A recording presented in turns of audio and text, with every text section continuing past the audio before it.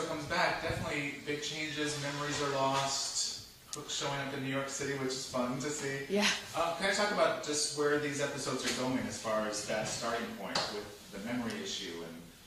Yeah, I mean, when we start, Emma's spent a year with Henry in New York and has memories of having raised him since he was born and has been a mother for a year now. And she's very domestic. You know, she's cooking him breakfast and they're playing video games and they're having adventures together that are fairly normal and don't involve creatures and monsters and things like that.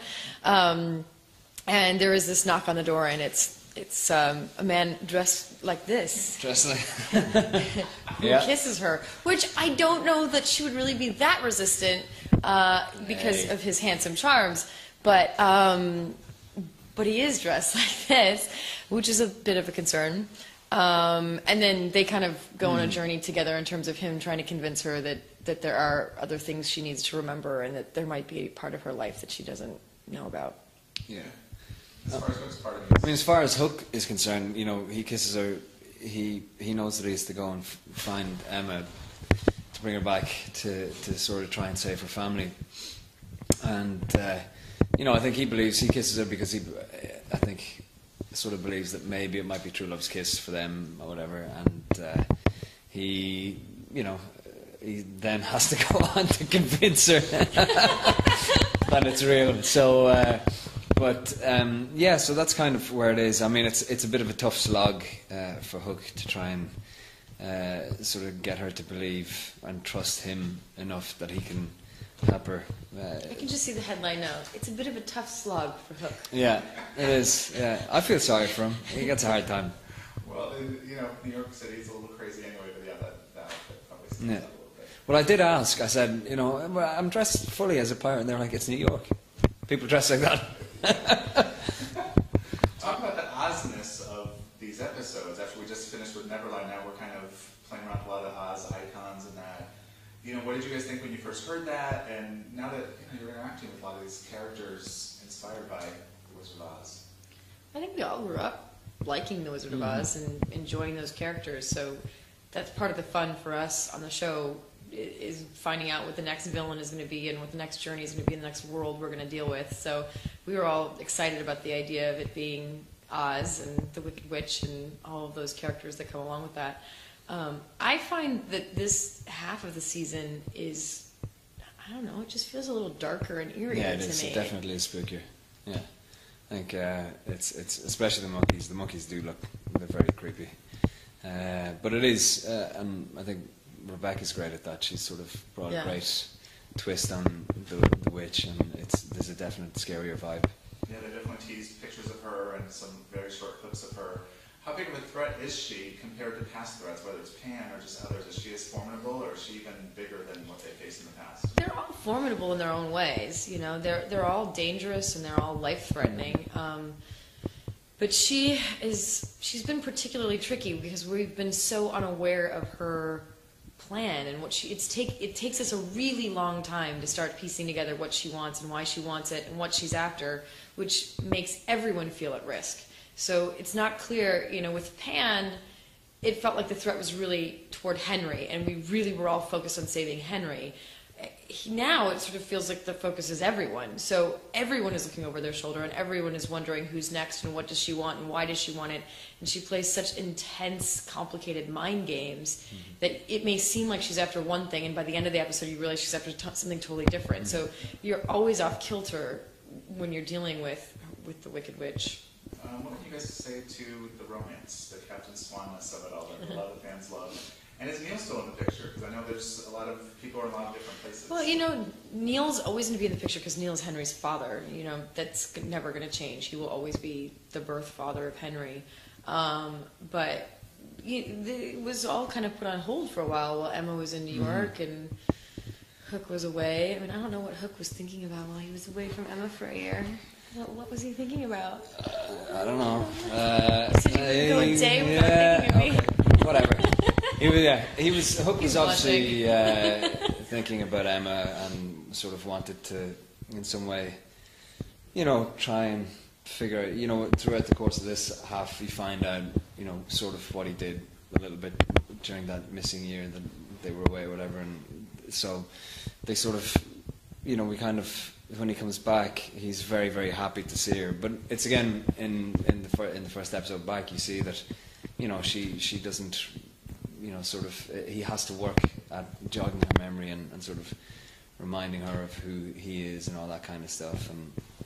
But he likes it.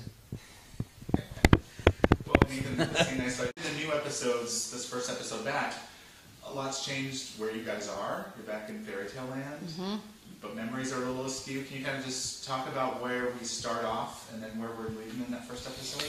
Well, we start back in fairy tale land, which is a year ago in the past. And of course, it's fairy tale land of the future in a way, because it's not like it was when we left it 28 years ago. So Though we look exactly the way we look when we were when we left 28 away years ago. 20 years ago, which makes it a little more confusing. So there's still a lot to do. We have to get back to our place. There's, you know, the question of who's going to live with who. Of course, Regina's castle is technically Snow White's castle. So I think we're all going to be roommates. It's going to be Three's Company in the castle. So we'll see how that goes.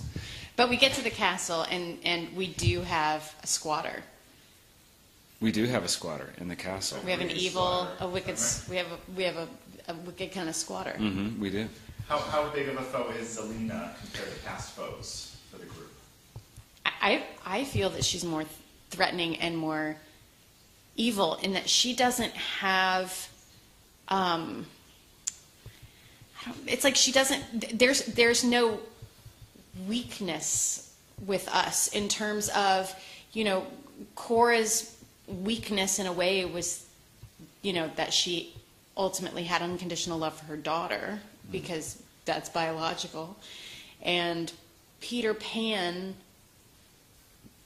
you know, was more of a, not that he was a team evil player, but he definitely found, you know, solace and success in, you know, having loyal followers. And Zelina's like, she's a lone wolf, and she's more selfish, I feel, than the others. For sure. I mean, it's pure revenge, and she's willing to take out everybody in order to get it, and no one's going to stand in her way. And I also think what makes her the most evil is that, in my opinion, she is able to get under our skin more than any of our other villains have been able to. And I think that she will get under the skins of the audience, in that she is so incredibly, in her storybook form, she's so and in her youth form, in her flashback form, she's so incredibly likable. You want to trust her, you want to root for her, you want to sympathize with her somehow. And I guess in a way she has really nothing to lose and all to gain, which makes her makes her really dangerous. Our characters always, well, I always wanted to go back. My characters always wanted to go back to Fairy Tale Land, and yours always wanted to stay. No, it was the opposite. Yours wanted to go back to, I'm saying that backwards. Yours always wanted to go back to Fairy Tale Land, and mommy brain, and mine's always wanted to stay. But now we're in a situation where, for us, I mean, our goal is to get back to Emma somehow. Well, I mean, it's kind of interesting. I mean, once we find out about, you know, everything that's going on, I think the goal is to get back to Emma. But I think when they first get back to Fairy Tale Land, I think for Charming anyway, he's back. He wants to rebuild. He wants to start over. He wants to make it as glorious as it once was. And the fact that Emma is gone, and we kind of pushed her to, you know, to go on her way. And I think what's so beautiful about that moment is that it's the first time that Mary Margaret and David Charming could actually be her parents. I think all throughout, you know, the first season and the second season, they were always struggling on trying to figure out how they could be that ideal of mother and father to her. Because we didn't go through the experience. We didn't go through it, and they could never have that. And I think they finally realized that they could never have that ideal. And that moment of kind of setting her free and allowing her to go and actually be happy with her life was a real moment for them to be able to say, that's the kind of parents that we want to be, and that's what we can do for you. And I think once they got back to Fairy Tale Land, I think charming was he felt content with that in a way. He felt that he was able to give her that path to happiness, and then he was going to stay there and rebuild. As far as the character has been written so far, he's a very good, virtuous guy. I don't know what is in the future for him, but yeah, he's a noble guy. I mean, he does things, you know, as you say, stealing from the rich to give to the poor. Might be bending the rules a little bit, but for good reason. I feel that he's always on the right side of ethics and morality, you know, so everything he does is an end justifies the means. Okay. We're talking about just embodying Robin Hood, because I know the show sometimes takes its own unique twist on a character in that. Can you talk about who this guy is and how you're approaching playing him? It's an odd thing because I've never played anything quite as iconic as Robin Hood, and also the fact that there was another actor, Tom, who played the role briefly in the show before I did. So I just sort of thought to myself, the best thing to do really is just do my own take on it, and my own take was just see him as a guy, not as an icon. See him as a father and as a leader, rather than this kind of epic character. Because if you start doing that, then they stop becoming human, and the whole point is to kind of bring these guys to life. So I just took the words off the page and tried to bring it to life as best I could. Look, I mean, apart from Lana being a very beautiful woman, the character of Regina is obviously also beautiful, but she's strong and she's independent and she's powerful, and I think that that's an attractive quality in people. I think, you know, power can be an aphrodisiac, and I think he sees her, you know, he doesn't know. I mean, obviously Robin Hood is aware of the evil queen because he was on the run from her, but, you know, sometimes I think opposites attract, and I think it's just a raw, passionate, fiery thing where just, I think the moment Robin meets Regina, he's kind of like, oh, hello, you know, and really that's kind of how I'm playing it, just that there's just a raw physical attraction, and they're growing to get to know each other. So I'm as intrigued as anybody else to see how it progresses. Oh, when he gets back to Storybook, he has no idea who these people are. He's never met them in his life. According to him, he's lived, went to school, had a normal life in New York. Okay, and then of course Hook's going to show up and ruin everything. Is Henry aware of Hook at this point? Like, No. Has he even met the guy? I think he's met them. He just has no idea who he is. Some weird guy wearing a full leather suit and has a glove on one hand and doesn't move it.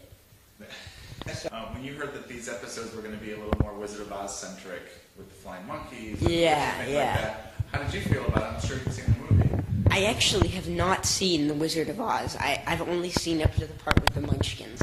Don't know why, I just have never gotten through the entire movie. But I was actually pretty excited to see what they were going to do with Oz.